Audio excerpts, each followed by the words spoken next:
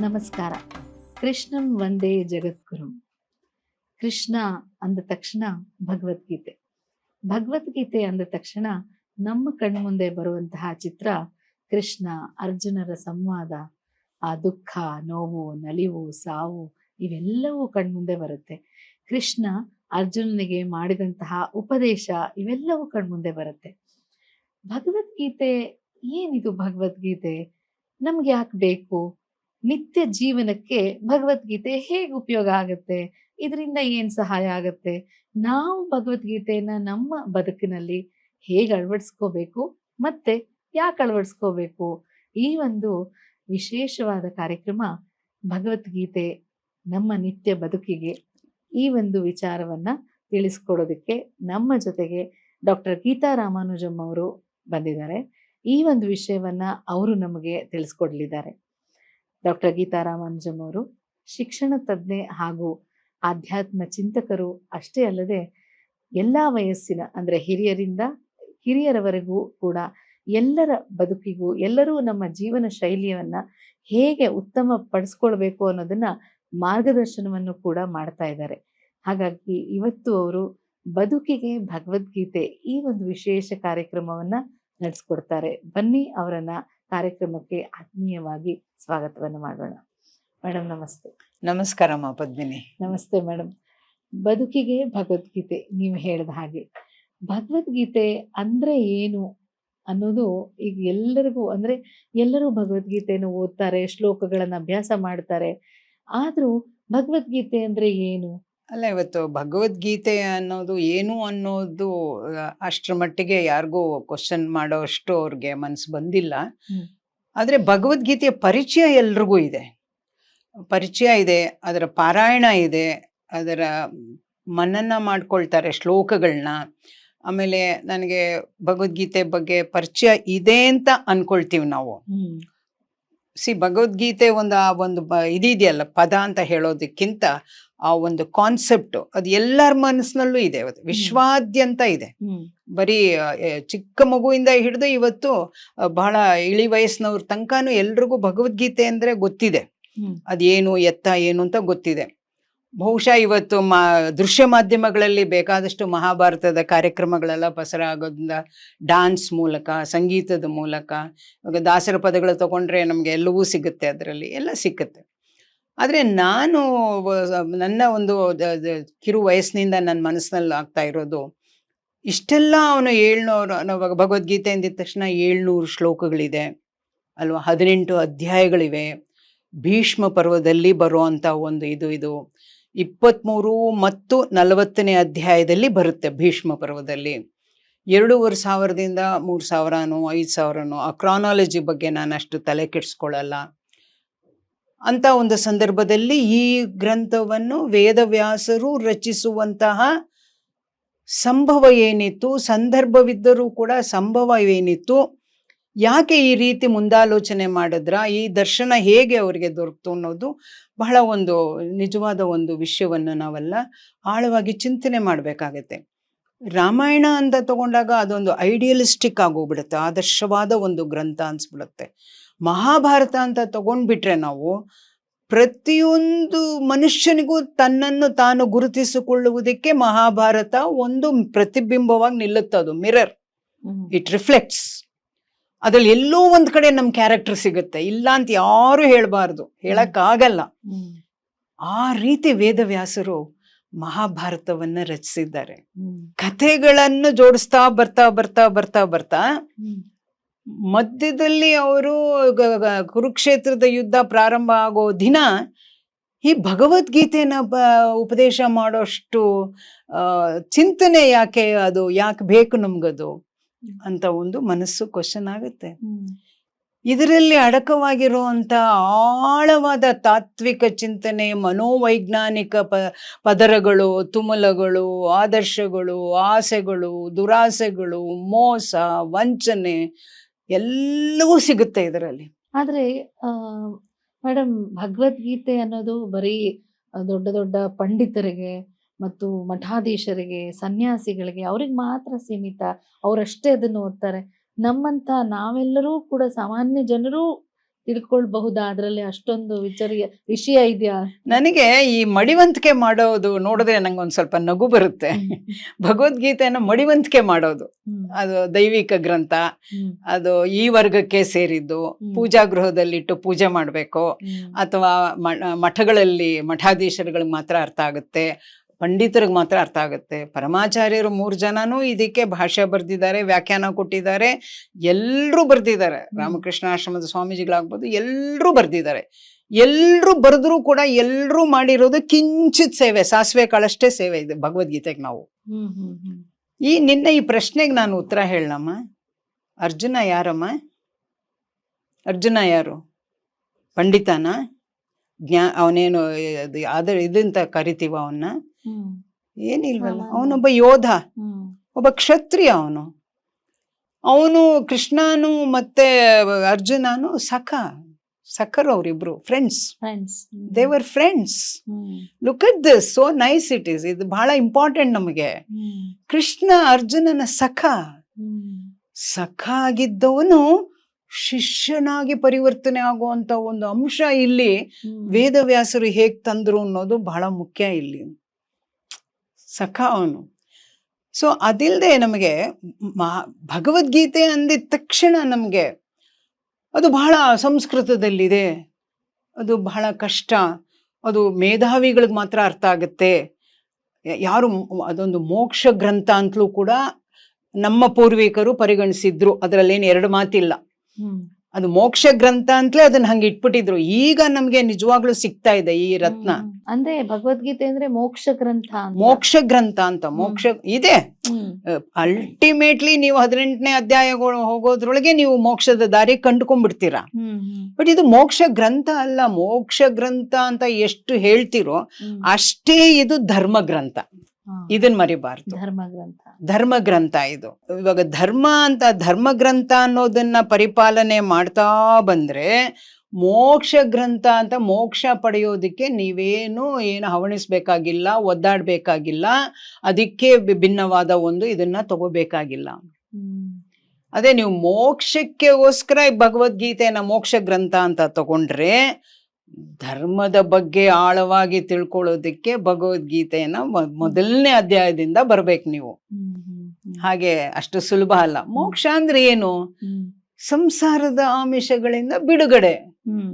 ಅಷ್ಟು ಸುಲಭ ನಮ್ಮ ಮೋಕ್ಷ ಗ್ರಂಥ ಅಂದಿದ ತಕ್ಷಣ ನಮ್ಗೆ ಏನ್ ಅನ್ಸುತ್ತೆ ಅಂತಂದ್ರೆ ಆಚಾರವಂತಿಕೆ ಆಗಿರ್ಬೇಕು, ಮಡಿವಂತಿಕೆ ಆಗಿರ್ಬೇಕು, ಪೂಜಾ ಗೃಹದಲ್ಲಿ ಏನೇನು ಕೈಂಕರ್ಯ ಮಾಡ್ಬೇಕು, ಆಮೇಲೆ ಈ ಆಚರಣೆಗಳಲ್ಲಿ ಯಾವುದೂ ತಪ್ಪಬಾರ್ದು, ಬೆಳಗ್ಗೆ ಎದ್ರೆ ಸ್ನಾನ ಮಾಡ್ಬಿಡ್ಬೇಕು, ದೇವರಿಗೆ ದೀಪ ಹಚ್ಬಿಡ್ಬೇಕು ಅಂತ ಈ ತರ ಒಂದು ಅಂಶ. ಇದೆಲ್ಲ ಮಾಡಿ ದೇವಸ್ಥಾನಕ್ಕೆ ಹೋಗೋದು, ಪಾರಾಯಣ ಮಾಡೋದು, ಅದು ಒಂದು ಭಾಗ ಇದೆ. ಅದನ್ನ ನಾನು ಇಲ್ಲ ಅಂತ ಹೇಳ್ತಾ ಇಲ್ಲ, ಬಟ್ ಅದಷ್ಟೇ ಭಗವದ್ಗೀತೆ ಅಲ್ಲ ಅಂತ ನಾನು ಹೇಳ್ತಾ ಇದ್ದೀನಿ. ಅಂದ್ರೆ ಮಡಿ ಮಾಡೋದು, ಬರೀ ಪೂಜೆ ಮಾಡೋದು ಅದಷ್ಟೇ ಭಗವದ್ಗೀತೆ ಅಲ್ಲ.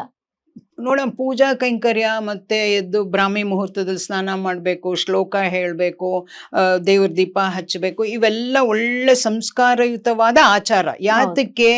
ನನ್ನನ್ನ ನಾನೇ ನಿಗ್ರಹಿಸಿಕೊಳ್ಳುವುದಕ್ಕೆ, ನನ್ನನ್ನ ನಾನೇ ಡಿಸಿಪ್ಲಿನ್ ಮಾಡ್ಕೊಳ್ಳೋದಿಕ್ಕೆ.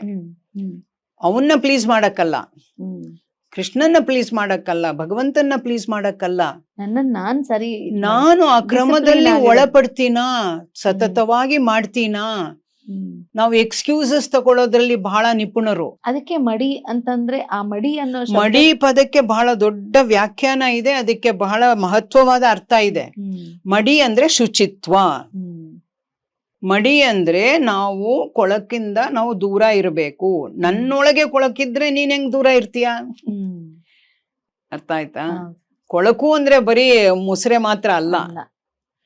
ಕೊಳಕು ಅನ್ನೋದು ಅದನ್ನ ಮುಂದೆ ತುಂಬಾ ವಿವರವಾಗಿ ಹೇಳೋಣ, ಅದು ಬೇರೆ ವಿಷಯ.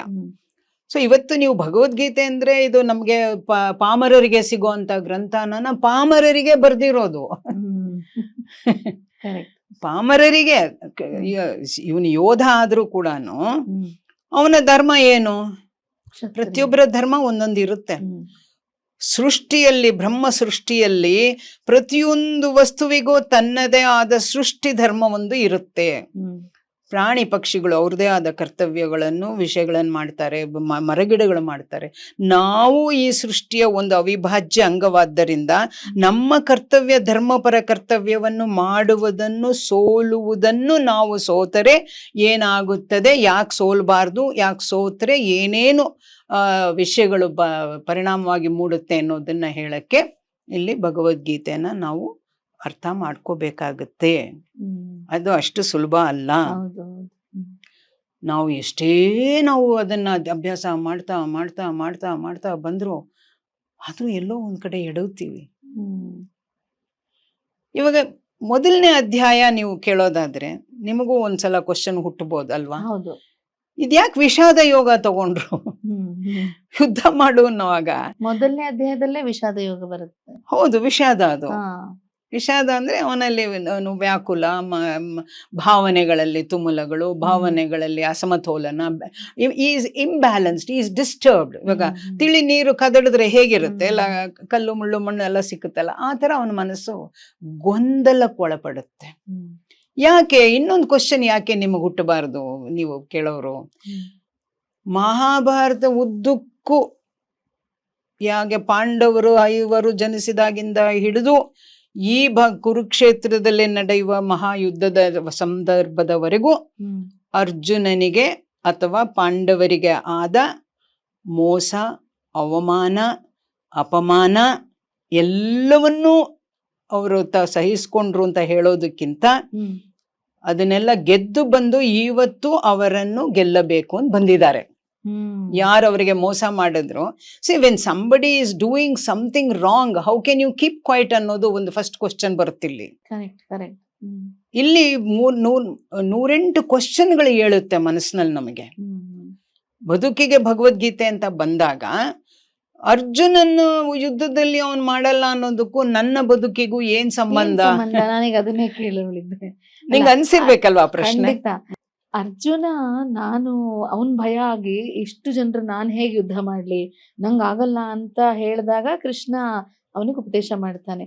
ಅರ್ಜುನ ಭಯ ಪಟ್ಟು ಅವನಿಗೆ ಕೇಳಿದ ಪ್ರಶ್ನೆಗೂ ನನಗೆ ದಿನನಿತ್ಯಕ್ಕೆ ಬದುಕಿಗೂ ಏನ್ ಸಂಬಂಧ ಅಂದ್ರೆ ನಾನ್ ಯಾಕೆ ಅದನ್ನ ಅಳವಡಿಸ್ಕೊಳ್ಬೇಕು ಅಂತ. ಇದು ಬಹುಶಃ ನಾನು ಆಗ್ಲೇ ಹೇಳ್ದೆ, ಈ ಪ್ರಶ್ನೆಗಳು ನಮಗೆ ಸಂಭವಿಸೋದು ಬಹಳ ಆರೋಗ್ಯಕರವಾದ ಪ್ರಶ್ನೆ. ಇದು ಪ್ರತಿಯೊಬ್ಬರಲ್ಲೂ ಇದು ಫಸ್ಟ್ ಹುಟ್ಟಬೇಕು. ಈ ಪ್ರಶ್ನೆ ಹುಟ್ಟಿದ್ರೇನೆ ನಮಗೆ ನಿಜವಾದ ವಿಷಯ ಮುಟ್ಸಕ್ಕೆ ಆಗತ್ತೆ. ಸುಮ್ನೆ ಓದ್ಕೊಂಡು ಹೋದ್ರೆ ಆಗಲ್ಲ ಅದು. ಇಲ್ಲಿ ಏನಾಗುತ್ತೆ ಅಂತಂದ್ರೆ, ಇಷ್ಟು ದಿನ ಅವನು ಯುದ್ಧ ಮಾಡ್ತೀನಿ ಅಂತ ಎಲ್ಲ ಪ್ರಿಪರೇಷನ್ ನಲ್ಲೇ ತಯಾರಿ ನಡೆಸೋದ್ರಲ್ಲಿ ಇತ್ತು.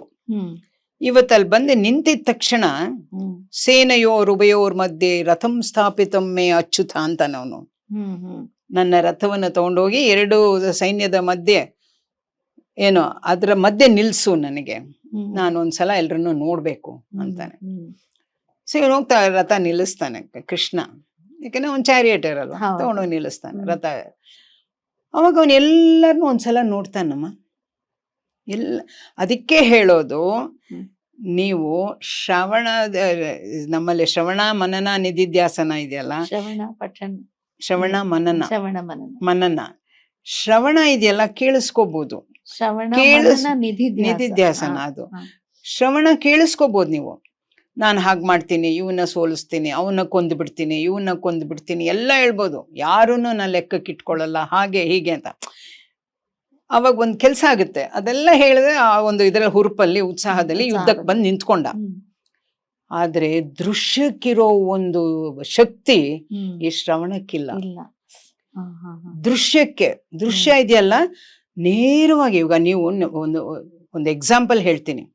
ಮನೆಗಳಲ್ಲಿ ಯಾವುದೋ ಒಂದು ನಮ್ಮ ತಾಯಿ ತಂದೆನೇ ಏನೋ ತಪ್ಪು ಮಾಡಿದ್ರು ಅಂತ ಇಟ್ಕೊಳ್ಳೋಣ, ಅವ್ರ ಮೇಲೆ ನಮ್ಗೆ ತುಂಬಾ ಕೋಪ ಇರುತ್ತೆ. ಅಥವಾ ತಂದೆ ತಾಯಿಗೆ ಮಗಳ ಮೇಲೆ ತುಂಬಾ ಕೋಪ, ಅವಳನ್ನ ಮನೆಗೆ ಸೇರ್ಸಲ್ಲ, ಹಾಗೆ ಸೇರ್ಸಲ್ಲ, ಹೀಗೆ ಸೇರ್ಸಲ್ಲ ಅಂತ ಮಾತಾಡ್ತಿರ್ತಾರೆ, ಯಾರತ್ಲೋ ಹೇಳಿ ಕಳಿಸ್ತಿರ್ತಾರೆ, ಏನೋ ಮಾಡ್ತಿರ್ತಾರೆ. ಅರೆ ಆ ಮಗಳ ಎದುರುಗಡೆ ಬಂದು ನಿಂತಾಗ, ಅಥವಾ ತಾಯಿ ತಂದೆ ಬಂದು ಎದುರುಗಡೆ ನಿಂತಾಗ ಆ ಭಾವನೆಗಳು ಏನಾಗುತ್ತೆ ಅಂತಂದ್ರೆ ಈ ಎಲ್ಲ ವಿಷಯವನ್ನು ಮರೆ ಮಾಚ್ಬಿಡುತ್ತೆ. ಒಂಥರ ಕ್ಲೌಡ್ಸ್ ಅಂತಾರ, ಮೋಡ ಬಂದು ಕವಿದಂಗೆ ಒಂದೇ ಒಂದು ಉಳಿಯುತ್ತೆ. ಏನಂದ್ರೆ ಭಾವನೆ ಒಂದೇ ಉಳಿಯುತ್ತೆ.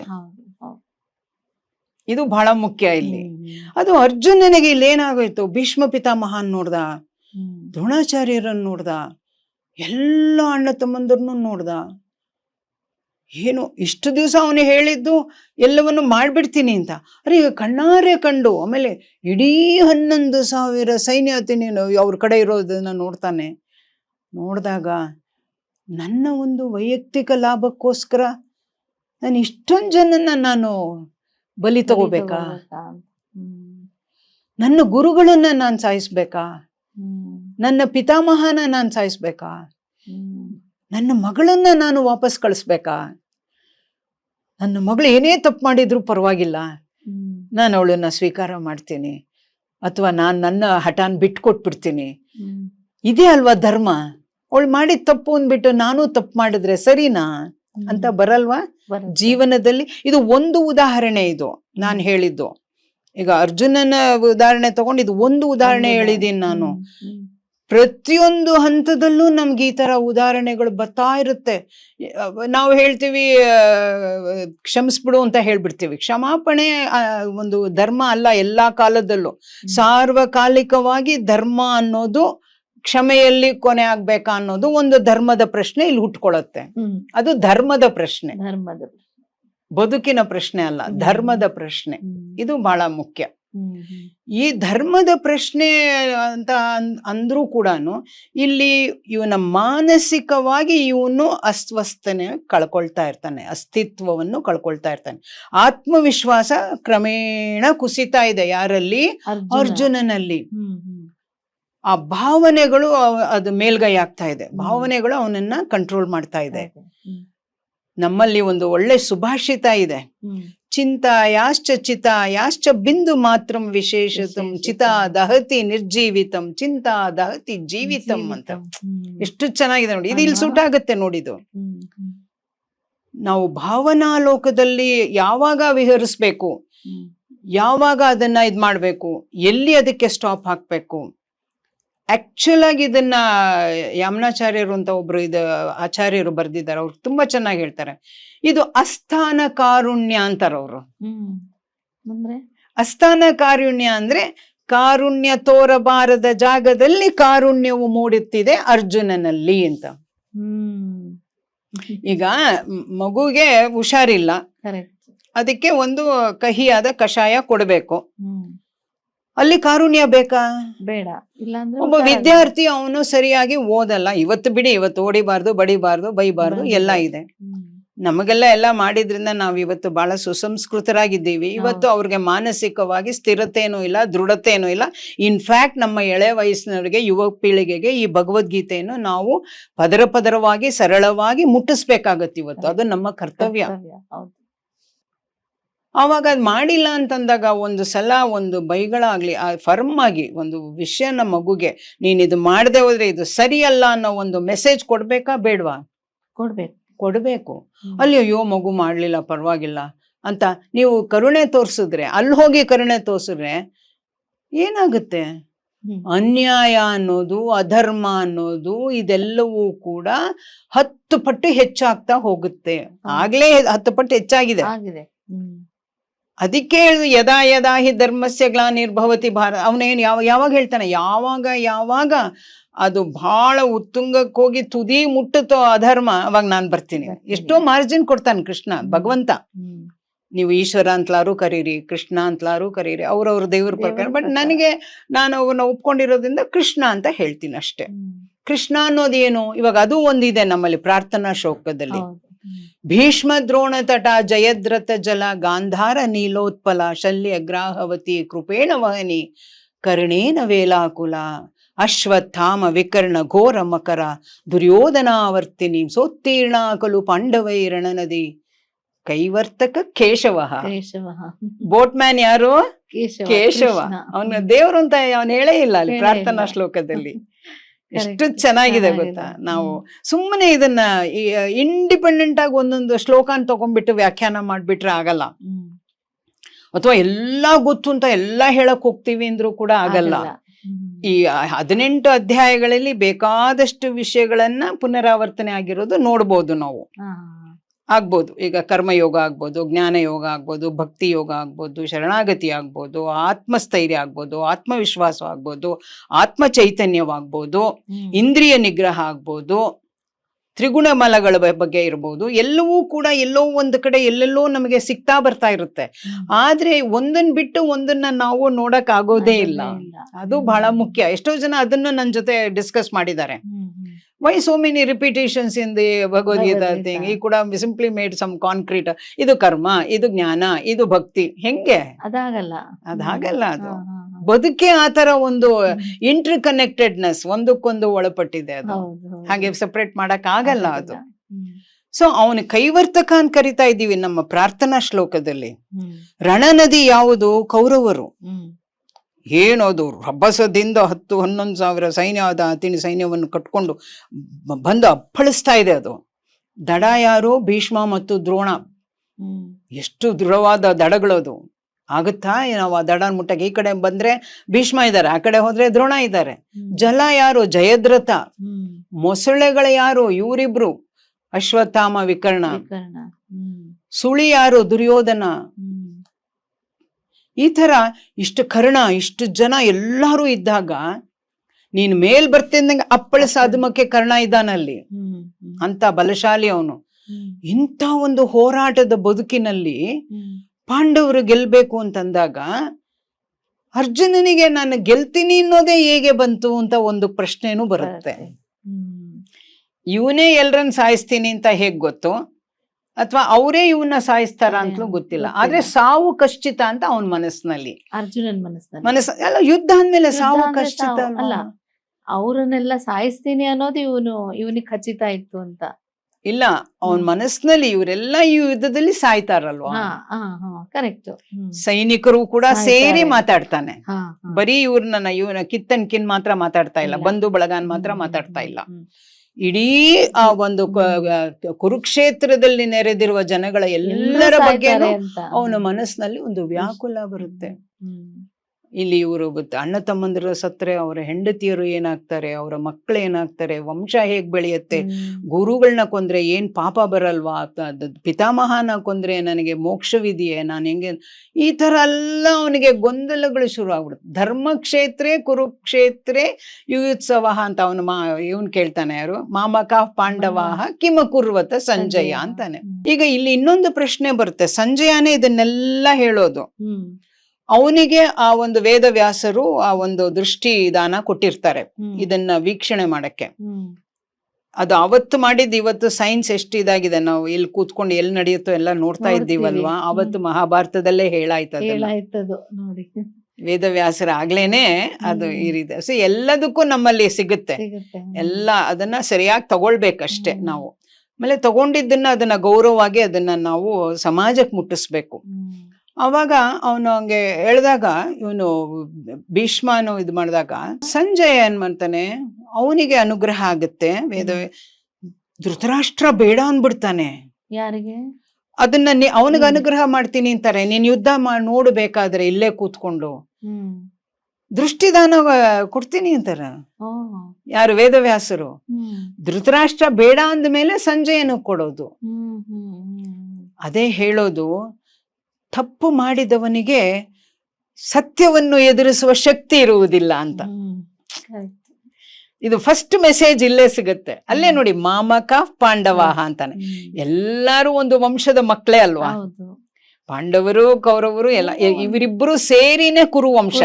ಇದು ಬೇರೆ ಬೇರೆ ಅಲ್ಲ. ಇದು ಇದಕ್ಕೂ ಒಂದು ಕತೆ ಇದೆ. ಅದು ಕುರುಕ್ಷೇತ್ರ ಅಂತ ಯಾಕೆ ಹೆಸರು ಬಂತು ಅಂತ ಅದಕ್ಕೂ ಇದೆ ವಿಷಯ. ಸೊ ಅಂದಾಗ ಇವರು ಕುರುಕ್ಷೇತ್ರ ಅಂದ್ರೆ ಕುರುವಂಶ. ಇವನು ಸಂಜೆ ಎಲ್ಲ ಒಂದು ನರೇಟ್ ಮಾಡ್ಬೇಕಾರೆ ಇವನು ಹೆಂಗ್ ಕೇಳ್ತಾನೆ ನೋಡಿ, ನನ್ನ ಮಕ್ಕಳು ಮತ್ತು ಪಾಂಡವರು.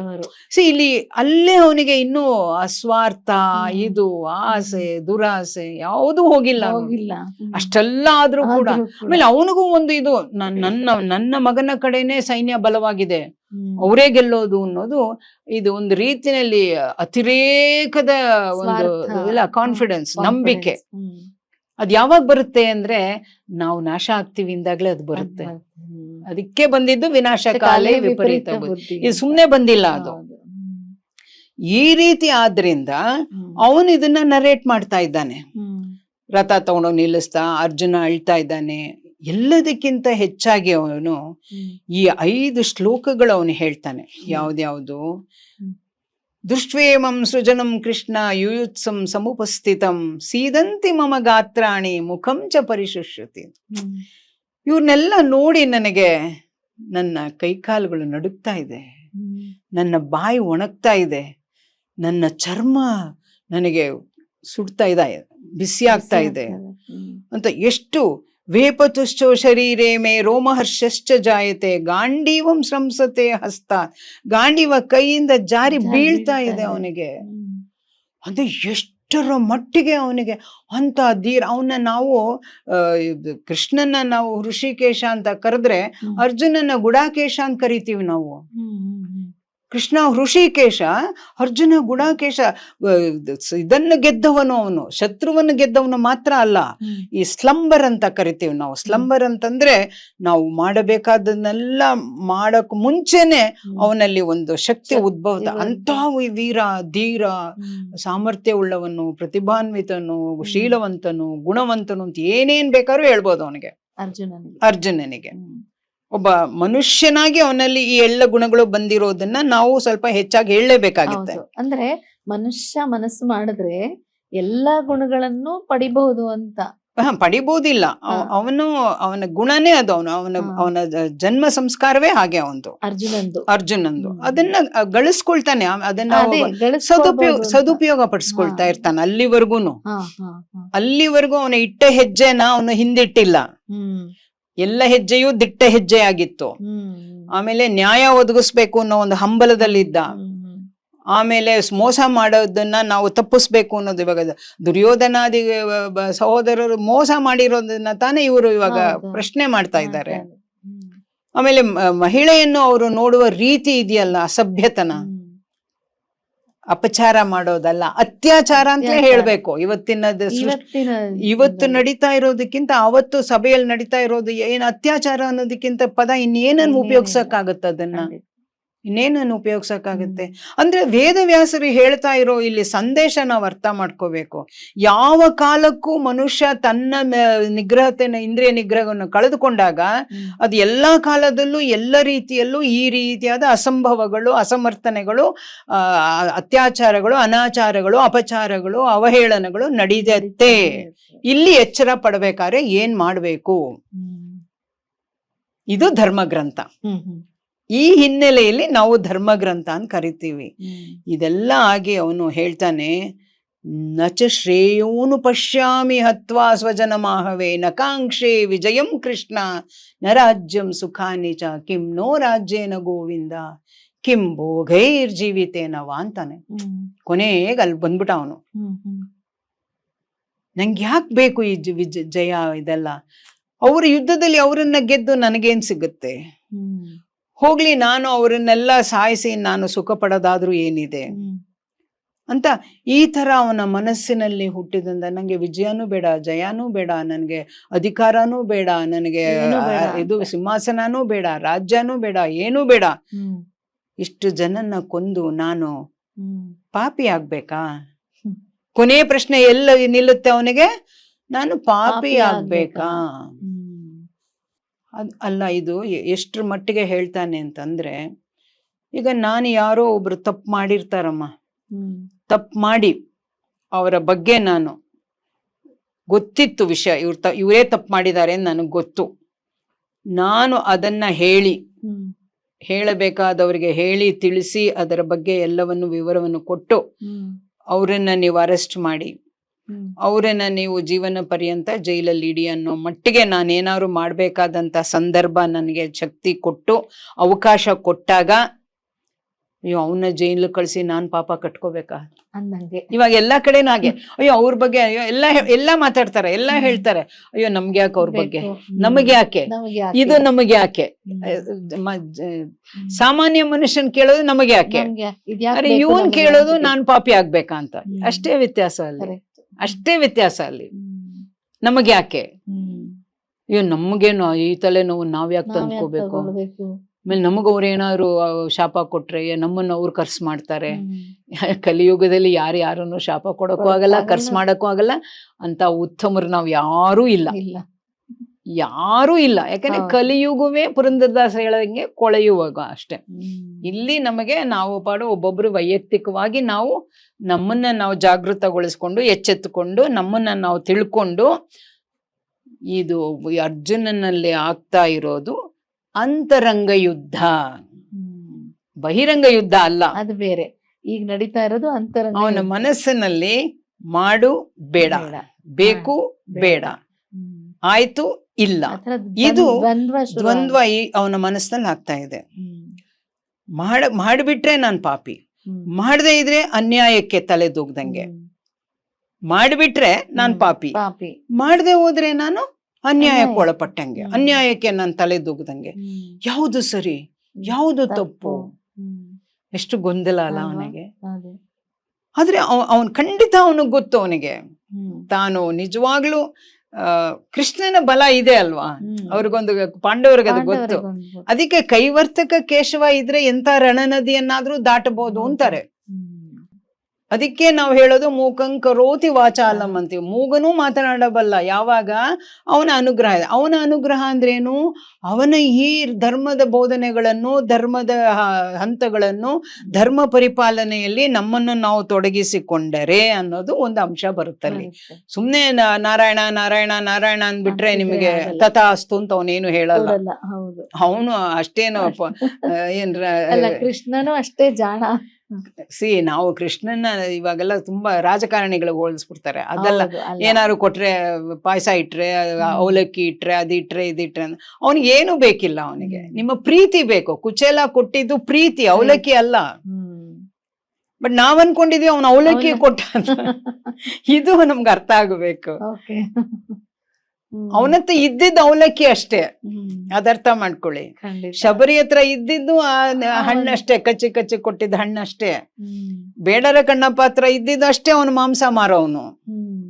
ನನ್ನ ಹತ್ರ ಏನಿದೆಯೋ ಅದನ್ನ ನಿಂಗೆ ಅರ್ಪಣೆ ಮಾಡ್ತೀನಿ ಅಂದಕ್ಕೆ, ನನಗೆ ಅರ್ಪಣೆ ಮಾಡೋವಾಗ್ಲೂ ಕೂಡ ನನ್ನದಲ್ಲ ನಿನ್ನದು ಅಂತ ಅರ್ಪಣೆ ಮಾಡೋದಿದೆಯಲ್ಲ, ಅದು ಬಹಳ ಮುಖ್ಯ. ಆದ್ರಿಂದ ಈ ರಣನದಿಯಲ್ಲಿ ಅವನಿಗೆ ಆಗ್ತಾ ಇರೋದು ಇದು ಅಂತರಂಗ ಯುದ್ಧ. ಅಂತರಂಗದಲ್ಲಿ ಅವನಿಗೆ ಕಾಡ್ತಾ ಇದೆ.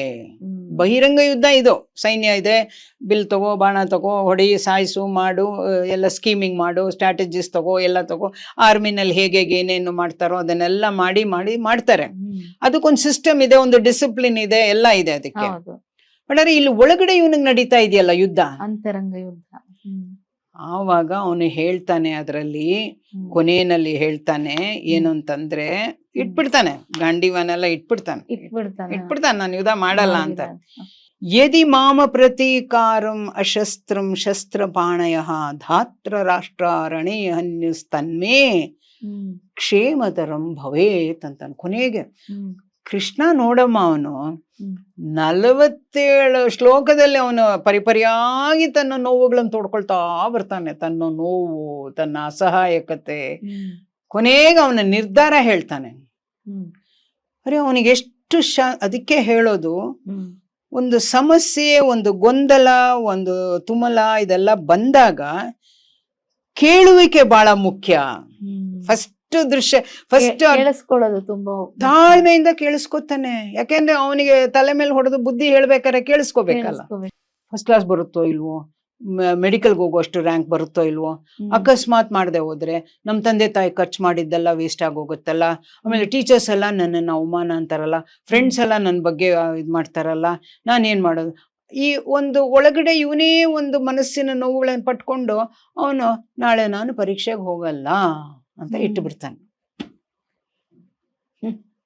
ಅಥವಾ ಬೇರೆ ಯಾವುದೇ ವಿಷಯ ಆಗ್ಬೋದು, ಜೀವನದಲ್ಲಿ ಮದ್ವೆ ಆಗಿ ಬೇಕಾದಷ್ಟು ಸಮಸ್ಯೆಗಳನ್ನು ಎದುರಿಸಿ ಒಂದ್ ದಿವಸ ನಂಗೆ ಈ ಜೀವನ ಬೇಡ, ಯಾವುದೇ ಆಗ್ಬೋದು. ಅದು ಇದೇ ಅದೇ ಅಂತಲ್ಲ, ವೃತ್ತಿಯಲ್ಲೂ ಆಗ್ಬೋದು, ಯಾಕೆ ಸ್ನೇಹದಲ್ಲಾಗ್ಬೋದು, ಪ್ರೀತಿನಲ್ಲಾಗ್ಬೋದು, ಪ್ರೇಮದಲ್ಲಾಗ್ಬೋದು, ತಾಯಿ ಮಕ್ಕಳ ಮಧ್ಯೆ ಆಗ್ಬೋದು. ಎಲ್ಲರಿಗೂ ಆ ಅಂತರಂಗದಲ್ಲಿ ಆಗುವಂತ ಯುದ್ಧ ಇದೆಯಲ್ಲ, ಅದು ಬಹಳ ಯಾರಿಗೂ ಗೊತ್ತಾಗ್ತಾ ಇಲ್ಲ. ಏನೋ ಒಂದು ಪ್ರಾಜೆಕ್ಟ್ ತಗೊಂಡಾಗ್ಲೂ ಕೂಡ ನಮ್ಮಲ್ಲಿ ಆಗ್ತಾ ಇರೋ ಒಂದು ಇದು ಘರ್ಷಣೆ, ಏನಂತ ಕರಿತೀವಿ, ಘರ್ಷಣೆ. ಅದು ನಿನ್ನಿಂದ ಸಾಧ್ಯ ಇಲ್ಲ. ಕೆಲವ್ರು ಹೇಳಿರ್ತಾರೆ, ಅದೇ ನೀನೇನ್ ಮಾಡ್ತೀಯ, ಅದೇನ್ ಚೆನ್ನಾಗಿಲ್ಲ, ಅದೇ ಮನಸ್ಸಿನಲ್ಲಿ ಇರುತ್ತಲ್ವಾ ನಿಂಗೆ. ಸೊ ಇವೆಲ್ಲ ಸಣ್ಣ ಸಣ್ಣ ವಿಷಯಗಳು ಅಂತೀವಿ, ಆದ್ರೆ ಅದು ನಮ್ಮನ್ನೇ ತಿಂದು ಬಿಡುತ್ತೆ, ಅದು ತಿಂದು ಬಿಡುತ್ತೆ. ಹಾಗಾಗಿ ಇವನೇನ್ ಹೇಳ್ತಾನೆ, ಅವರು ಎಲ್ಲ ಶಸ್ತ್ರ ಎಲ್ಲ ಇಟ್ಕೊಂಡ್ ಬಂದು ನನ್ನನ್ನ ಕೊಲೆ ಮಾಡಕ್ ಬಂದ್ರು ಕೂಡಾನು ನಾನು ನನ್ನ ನಾನೇ ಅರ್ಪಣೆ ಮಾಡ್ಕೊಳ್ತೀನಿ ಹೊರತು ನಾನು ಈ ಶಸ್ತ್ರಾಸ್ತ್ರವನ್ನು ಮುಟ್ಟುವುದಿಲ್ಲ ಅಂತ ಹಾಕ್ಬಿಡ್ತಾನೆ. ನಾನ್ ಫೇಲ್ ಆದ್ರೂ ಪರವಾಗಿಲ್ಲ, ನೀವೇನಾದ್ರು ನಾನು ಹೋಗ್ಲಿಲ್ಲ ನಿಮಗ್ ಬೇಜಾರಾದ್ರೂ ಪರವಾಗಿಲ್ಲ, ಏನಾರು ಆಗ್ಲಿ, ಆದ್ರೆ ನಾನು ಹೋಗದೆ ಇರೋದೇ ಕ್ಷೇಮ ಅಂತ ಅವನು ಹುಡುಗ ಡಿಸಿಷನ್ ತಗೊಂಡ್ಬಿಡ್ತಾನೆ. ಒಂದು ಹೆಣ್ಣು ಆತರ ಡಿಸಿಷನ್ ತಗೊಳ್ತಾಳೆ, ಒಂದು ಗಂಡು ಆತರ ಡಿಸಿಷನ್ ತಗೊಳ್ತಾನೆ, ಒಂದು ವೃತ್ತಿಯಲ್ಲಿ ಒಬ್ಬ ಡಿಸಿಷನ್ ತಗೊಳ್ತಾನೆ. ಇದನ್ನ ಹೇಳಿರೋದು ಜೀವನ ದರ್ಶನ ಅಂತ ಹೇಳಿರೋದು ಇದು ನಮಗೆ. ಪ್ರತಿಯೊಬ್ಬರಲ್ಲೂ ಒಬ್ಬ ಅರ್ಜುನ ಇದ್ದಾನೆ. ನಾವೆಲ್ಲ ಅರ್ಜುನದ ಸ್ವರೂಪಗಳೇ. ಅದಕ್ಕೆ ಸಂವಾದ ರೂಪ ಕೊಟ್ಟಿದ್ದಾರೆ ವೇದವ್ಯಾಸರು. ಇದಕ್ಕೆ ಬೇಕಾದಷ್ಟು ಕ್ವಶನ್ಸ್ ಕೇಳ್ತಾನ ಅವನು. ನೀವು ಕೇಳೋ ಹಾಗೆ ಅವನ್ ಆಗ್ಲೇ ಕೇಳ್ಬಿಟ್ಟಿದ್ದಾನೆ ನಮ್ಮ ಪರವಾಗಿ. ಅರ್ಜುನ ಕೃಷ್ಣನ್ಗೆ ಇದು ಸಂವಾದ ರೂಪ. ಇದು ನಾಟ್ ಜಸ್ಟ್ ಪ್ರೀಚ್ಡ್. ಅವನಿಗೂ ಚಾನ್ಸ್ ಕೊಟ್ಟಿದ್ದಾನಲ್ಲ, 47 ಶ್ಲೋಕಕ್ಕೆ ಚಾನ್ಸ್ ಕೊಟ್ಟಿದ್ದಾನಲ್ಲ. ಅವನ್ ಮಾತೇ ಆಡ್ತಾ ಇಲ್ಲ. ತಗೊಂಡೋಗ್ರಿ ಸೈನ್ಯ ಇದು ರಥನಲ್ಲಿ ನಿಲ್ಲಿಸ್ಬಿಟ್ಟ, ಮಾತಾಡು ಅಂತಂದ ಅಷ್ಟೇ. ಸೊ ಅಂದ್ರೆ ಇವಾಗ ಇವನು ತನ್ನ ವಿಷಾದವನ್ನು ತೋರ್ಪಡಿಸ್ಕೊಂಡ್ಬಿಟ್ಟ. ಮುಂದೆ ಹೇಗೆ ಯುದ್ಧ ಮಾಡ್ತಾನೆ? ಕೃಷ್ಣ ಏನ್ ಮಾಡ್ಬೋದು? ಕೃಷ್ಣ ಏನ್ ಮಾಡ್ಬೇಕಾಗಿತ್ತು? ಬಾಯಿ ಮುಚ್ಕೊಂಡು ಹೋಗಿ ಯುದ್ಧ ಮಾಡು ಅಂತ ಹೇಳ್ಬೇಕಿತ್ತ? ಹೇಳ್ಬೋದಾಗಿತ್ತು. ಕರೆಕ್ಟ್. ನಿಜವಾದ ಗುರುಸ್ಥಾನದಲ್ಲಿ ಅಥವಾ ಇದು ಬರೀ ಯುದ್ಧದ ಒಂದು ಪ್ರಸಂಗ ಅಲ್ಲ, ಇದು ಬದುಕಿನ ಪ್ರಸಂಗ. ಇದು ಪ್ರತಿಯೊಬ್ಬ ಮನುಷ್ಯನು ತನ್ನನ್ನು ತಾನು ಅರಿತು ಗೆದ್ದು ತಾನು ಹೇಗೆ ನಿಜಕ್ಕೂ ಉತ್ತಮ ಇದರ ಹಾದಿಯಲ್ಲಿ ನಡೆಯಬೇಕಾದ್ರೆ ಏನೇನು ಮಾಡಬೇಕು, ನಿನ್ನ ಕರ್ತವ್ಯವನ್ನು ನೀನು ಮಾಡು ಅನ್ನೋದಕ್ಕೆ ನಮಗೆ ಆಧ್ಯಾತ್ಮದ ಹಿನ್ನೆಲೆ ಬೇಕು. ಸುಮ್ಮನೆ ಮಾಡಲ್ಲ ಯಾರು. ಒಬ್ಬ ಎಷ್ಟು ಶ್ರಮ ವಹಿಸಿ ಎಲ್ಲ ಮಾಡಿ ಒಂದು ನಾಯಕನಾಗ್ತಾನೆ. ನಾಯಕನಾಗಿದ ತಕ್ಷಣ ಅವನನ್ನ ಸುತ್ತುವರಿಯೋದು ಏನು? ಅವನ ಎಲ್ಲ ಅರಿಷಡ್ ವರ್ಗಗಳು ಸುತ್ಕೊಂಡ್ಬಿಡುತ್ತ ಅವನ್ನ. ಅದನ್ನ ಗೆದ್ದು ಆ ನಾಯಕ ಸ್ಥಾನದಲ್ಲಿದ್ದು ನಾಯಕತ್ವವನ್ನು ನಡೆಸಬೇಕಾದ್ರೆ ಬಹುಶಃ ಅವನಿಗೆ ಭಗವದ್ಗೀತೆಯ ಸಹಾಯ ಬೇಕೇ ಬೇಕು. 1000 ಹೇಳಿ ನೀವು, ನಾನು ಹೇಳಿದ್ರು ಆಗಲ್ಲ, ನೀನ್ ಹೇಳಿದ್ರು ಆಗಲ್ಲ, ಬಟ್ ನಾವು ನಮ್ಮ ಹಿರಿಯರು ಹೇಳಿದ್ರು, ನಮ್ಮ ಗುರುಗಳು ಹೇಳಿದ್ರು ಅಂದ್ರೆ ತಕ್ಷಣ ಕೇಳ್ತೀವಿ. ಬಹುಶಃ ನನಗನ್ಸುತ್ತೆ ಈ ತರ ಇದ್ರೇನೆ ಜನಗಳು ಇದನ್ನ ನೋಡಿ ಆದ್ರೂ ಸ್ವಲ್ಪ ತಿದ್ಕೊಳ್ತಾರೆ. ದೊಡ್ಡವ್ರು ಹೇಳಿದ್ರು ಕೇಳ್ದೆ ಇರಬಹುದು, ಏನೇ ಇದ್ರು ಗುರುಗಳು ಹೇಳಿದ್ರು ಕೇಳ್ದೆ ಹೋಗ್ಬಹುದು ಅಂತ ಕಾಲ ಬರಬಹುದು. ಬಂದಿದೆ. ಅದು ಸಹಜ. ಯಾವಾಗ ನಮ್ಗೆ ಹೇಳ್ತೀವಿ ನಾಗರಿಕತೆಯ ಹೊಳೆಯಲ್ಲಿ ನಾವು ಮಿಂದು ತೇಲುವ ಬದಲು ಮಿಂದು ನಾವು ಮುಳುಗ್ತಾ ಇದ್ದೀವಿ. ಮಿಂದು ಬಂದು ಚೆನ್ನಾಗಿ ಶುಚಿತ್ವದಿಂದ ಬರ್ತಾ ಇಲ್ಲ, ಮುಳುಗ್ತಾ ಇದೀವಿ ನಾವು. ಅದಕ್ಕೆ ನಾವು ಸಾಮಾನ್ಯ ಹೇಳ್ತೀವಿ sign of civilization is hypocrisy ಅಂತ ಕರಿತೀವಿ ನಾವು. ಹಿಪಾಕ್ರಸಿ ಅಂತ ಅದೇ ಸಿವಿಲೈಸ್ಡ್ ಸೊಸೈಟಿ ಅಂದಿದ ತಕ್ಷಣ ಅಲ್ಲಿ ಹಿಪಾಕ್ರಸಿ ಇರುತ್ತೆ ಅಂತ. ಬರೀ ಸಿವಿಲೈಸೇಷನ್ ಅಂತಂದ್ರೆ ಆಗಲ್ಲ. ಇಲ್ಲಿ ನಮಗೆ ಬೇಕಾಗಿರೋದು ನಮ್ಮ ಆಧ್ಯಾತ್ಮದ ಹಿನ್ನೆಲೆನೂ ಬೇಕಾಗುತ್ತೆ. ಈಗ ಈ ಚಾಪ್ಟರ್ ಆಗಿದ ತಕ್ಷಣ ನಮಗೆ ಇವಾಗ ಕೃಷ್ಣ ಸಾಂಖ್ಯ ಯೋಗದ ಕಡೆ ಕರ್ಕೊಂಡು ಹೋಗ್ತಾನೆ. ಇದನ್ನ ಯಾಕೆ ಯೋಗ ಅಂತ ಕರೆದ್ರು ಅಂತ ನನಗೆ ಸಾಮಾನ್ಯ ನನಗೆ ಅನ್ನಿಸ್ತಾ ಇತ್ತು. ಅರ್ಜುನನ ವಿಷಾದ ಯೋಗ ವಿಷಾದ ಅರ್ಜುನಂದು ಏನದು? ಅವನ ಭಾವನೆಗಳನ್ನು ಚಿಂತನೆಗಳನ್ನು ಸಮತೋಲನವಾಗಿ ನೋಡುವಲ್ಲಿ ಆಗುವಂತಹ ಘರ್ಷಣೆಗಳು ಕೂಡ ಒಂದು ಯೋಗದ ಅಂಶವೇ. ಅದು ಯಾಕೆ ಯೋಗದ ಅಂಶ ಅಂತಂದ್ರೆ, ಯಾವಾಗ್ಲೂ ನೋಡಿ ಒಂದು ರೆವಲ್ಯೂಷನ್ ಆದ್ರೇನೆ ಒಂದು ಸಮಾಜದ ಸುಧಾರಣೆ. ಬಿದ್ರೇನೆ ಮಗುಗೆ ಎದ್ದು ನಿಂತು ನಾನು ನಾಳೆ ಬೀಳಬಾರ್ದು ಅಂತ ಬರುತ್ತೆ. ಅರ್ಥ ಆಯ್ತಾ? ಆಮೇಲೆ ನಾವು ಏನಾದ್ರು ತಪ್ಪು ಮಾಡಿದ್ಮೇಲೆ ದೊಡ್ಡ ಒಂದು ಅನಾಹುತ ಆದ್ಮೇಲೆ ಅದರಿಂದ ಎದ್ದು ಬಂದು ನಾವು ಇನ್ನು ಬೇರೆ ತರ ವ್ಯಕ್ತಿತ್ವನೇ ಆಗುತ್ತೆ. ನಾವು ಇದನ್ನ ತುಂಬಾ ಚೆನ್ನಾಗಿ ಕರೆಯೋದೇನಂದ್ರೆ ಒಂದು ಗ್ರಾಜುವಲ್ ಕನ್ವರ್ಷನ್ ಆಗುತ್ತೆ ಮನುಷ್ಯನಲ್ಲಿ. ಕೇಳ್ತಾ ಕೇಳ್ತಾ ಕೇಳ್ತಾ ಒಳ್ಳೇದನ್ನ ಅದು ಎಳೆ ವಯಸ್ಸಿನಿಂದಾನೇ ಶುರು ಮಾಡ್ತಾ ಕ್ಯಾಶ್ ದೆಮ್ ಯಂಗ್ ಅಂತ ಹೇಳೋಂಗೆ ಮಾಡ್ಬೇಕು. ಸಡನ್ ಕನ್ವರ್ಷನ್ ಬರುತ್ತೆ, ಕನ್ವರ್ಷನ್ ಬೈ ಕ್ರೈಸಿಸ್ ಅಂತ ಕರಿತೀವಿ. ಏನೋ ಒಂದ್ ದೊಡ್ಡ ಅನಾಹುತ ಅಥವಾ ಯಾವ್ದೋ ಒಂದು ಘಟನೆ ಜೀವನದಲ್ಲಿ ನಡೆದ್ರೆ ನಂತರ ನಾವು ಅದನ್ನ ನೀವು ಎಲ್ಲಾ ಸಕ್ಸಸ್ಫುಲ್ ಪೀಪಲ್ ಸ್ಟೋರೀಸು ನಮ್ಮ ಮಕ್ಕಳು ನಾವು ಎಲ್ಲ ಓದ್ಬೇಕು, ತಿಳ್ಕೊಬೇಕು. ಎಲ್ಲೋ ಒಂದು ಕಡೆ ಅವರು ಆಲ್ಮೋಸ್ಟ್ ಬಾವಿಯ ಆಳ ತಳ್ಳದಂಗೆ ಅವ್ರ ಜೀವನ ಆಗೋಗಿರುತ್ತೆ. ಅಂಥವ್ರು ದಡಾರ್ ಅಂತ ಎದ್ದು ಮೇಲ್ ಬರ್ತಾರೆ. ಕುಸಿತದಿಂದ ನಿಜವಾಗಲೂ ಏಳಿಗೆ ಅಂತಾರೆ. ಕುಸಿತ ಮೊದಲು, ಆಮೇಲೆ ಏಳಿಗೆ, ಆಮೇಲೆ ತನ್ನ ಏಳಿಗೆ. ಕುಸಿತ is very important for everybody. ನಮಗೂ ಆಗುತ್ತೆ. ಇವಾಗ ನಾವೇನೋ ಮಾಡಿರ್ತೀವ, ಆ ಘಟನೆ ಆಗದೇ ಇದ್ದಿದ್ರೆ ನಾವು ಎಚ್ಚೆತ್ಕೊಳ್ತಾ ಇರ್ಲಿಲ್ಲ. ಇವಾಗ ಯಾರೋ ನಮ್ಗೆ ಕ್ರಿಟಿಸೈಸ್ ಮಾಡುದು ಅಂತ ಇಟ್ಕೊಳಮ್ಮ, ಎಲ್ರು ಹೊಗಳಬೇಕು ಅಂತ ಏನಿಲ್ಲ. ಬಟ್ ಹೊಗಳಿಕೆ ಆ ಕಡೆ ಇಟ್ಬಿಡ್ತೀವಿ. ಕ್ರಿಟಿಸೈಸ್ ಮಾಡಿದ್ದೆ ನಮ್ಮಲ್ಲಿ ಅದು ಕೆಲಸ ಮಾಡ್ತಾ ಇರುತ್ತೆ. ಹಿಂಗ್ ಹೇಳ್ಬಿಟ್ರಲ್ಲ, ಇಲ್ಲಪ್ಪ ನೆಕ್ಸ್ಟ್ ಟೈಮು ಇದಕ್ಕಿಂತ ನಾನ್ ಚೆನ್ನಾಗ್ ಮಾಡ್ಬೇಕು ಅನ್ನೋ ಒಂದು ಪ್ರಜ್ಞೆ ಬರೆಸ್ಕೋಬೇಕು ಅನ್ನೋದೇ ಮುಖ್ಯ ಇಲ್ಲಿ. ಅದೇ ಯೋಗ. ಇದನ್ನ ಹೇಳ್ಬಿಟ್ರು ಅಂತ ಮತ್ತಷ್ಟು ಕುಸಿಯೋದಿದೆಯಲ್ಲ, ಅವ್ರಿಗಿನ್ನೂ ಅದರ ಒಂದು ಸಂಸ್ಕಾರದ ಒಂದು ಹಂತಗಳು ಅವ್ರಿನ್ನೂ ಬೇಕಾದಷ್ಟು ತಿಳ್ಕೊಂಡು ಸತತವಾಗಿ ಪ್ರಯತ್ನದಿಂದ ಅವರು ನೋಡ್ಕೋಬೇಕಾಗತ್ತೆ. ಆಮೇಲೆ ಇಲ್ಲಿ ಇನ್ನೊಂದು ವಿಷಯ ಬರ್ತಾ ಇದೆ, ಏನು ಅಂತಂದ್ರೆ ಅವನು ತನ್ನ ಕರ್ತವ್ಯ ಅನ್ಬಿಟ್ಟು ಕರ್ತವ್ಯ ಮಾಡದೆ ತನ್ನ ಕೈಂಕರ್ಯವನ್ನು ಮಾಡಿದ್ರೆ ಅದರ ಪರಿಣಾಮ ಏನು ಅಂತ ಅವನು ಮುಂದೆ ಕೊಟ್ಟೋಗ್ತಾನೆ, ಭವಿಷ್ಯ ಕೊಟ್ಟೋಗ್ತಾ ಇದ್ದಾನ ಅವನು Arjuna. We should always live in the present ಅಂತೀವಿ ನಾವು. ಇವಾಗ ನಾವು ಮಾತಾಡ್ತಾ ಇದ್ದೀವಿ, ನಮ್ಮ ಸಮಯ, ನಮ್ಮ ಆಸಕ್ತಿ, ನಮ್ಮ ಆಸ್ತಿ, ನಮ್ಮ ಆಶಯ ಎಲ್ಲ ನಮ್ಮ ಮಾತಿನಲ್ಲೇ ನಾವು ಇರ್ಬೇಕೇ ಹೊರತು ಇದು ಮುಂದಿಂದೇನು ಅಂತ ನಾವು ಯೋಚನೆ ಮಾಡಬಾರ್ದು.